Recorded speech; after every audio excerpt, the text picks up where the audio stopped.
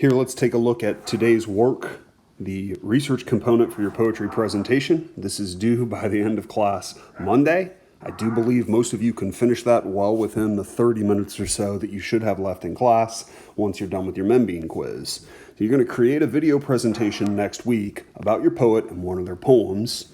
You're going to go to Google Slides. You're going to do a screen recording like I'm doing now, and you're going to post that to YouTube like I'm about to do with this. We'll talk through that next week.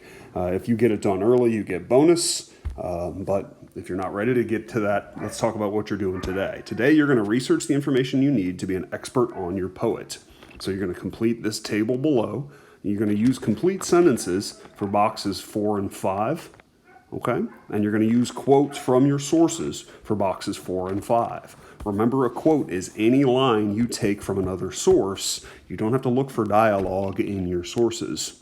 All right, when this is finished, you're going to post it to Google Classroom. If you're ready to go work on your slides, you can do that. If instead you need to go check Plus Portal's gradebook and earn back some points off of zeros, please do that today and tomorrow. All right, so there's quick explanations here at the bottom. Some of this is self-evident. The author's name goes here in the author's name box, birth and death dates. But there's some directions, some explanations down at the bottom, okay? The name of the published book or books by the author. You don't have to list all their titles. I'm looking at number 3 at the bottom here, okay? 2 or 3 important books. Remember, book titles go in italics. Also, just because you found a poem, that doesn't mean the poem is the name of the book. The book would be full of many poems, so find the titles of their books. You're probably going to find this information on poets.org or poetryfoundation.org, and I have those sites reminders here for you for number 4.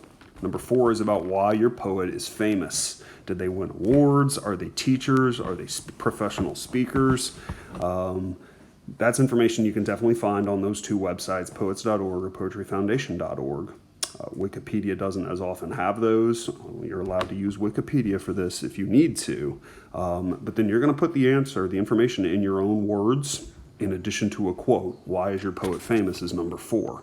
Number 5, tell us an interesting story about your poet. Some interesting fact from their life is a good way to do this, but you need to be able to write 2 sentences about it, okay? If you can't find that interesting information, as it says here in number 5, you could find something a critic says about your poet. So a critic is anybody who's writing about poetry. Find a quote from them and then put that explanation in your own words. To get to 2 sentences, you probably also talk about how what they're saying is true in a poem that you've read or true about your poet. Okay? For number 6 and 7, we need 2 sources today. You need to get your information from 2 different places. All right, and all you need to do today is give us the URL. Next week, we'll spend a day changing your URL work into an MLA cited entry for credit, okay? But for today, just put those URLs as reminders for where to go find the web address, all right? If you don't use Wikipedia, here I'm at the bottom of the page now. If you don't use Wikipedia, you can earn 3 bonus points on this assignment. All right, and if you have more than 2 sources because you want to go find more biographical information about your poet, or you need a 3rd source to get more of this information, you can earn bonus points if I can see how you're using that 3rd source. So 7 boxes. I'm hoping this takes you about 20 minutes. It might take you a little longer to find a good source, so stay with this project. If you have this done by the end of class today, you're going to have an easy time staying ahead of English work next week.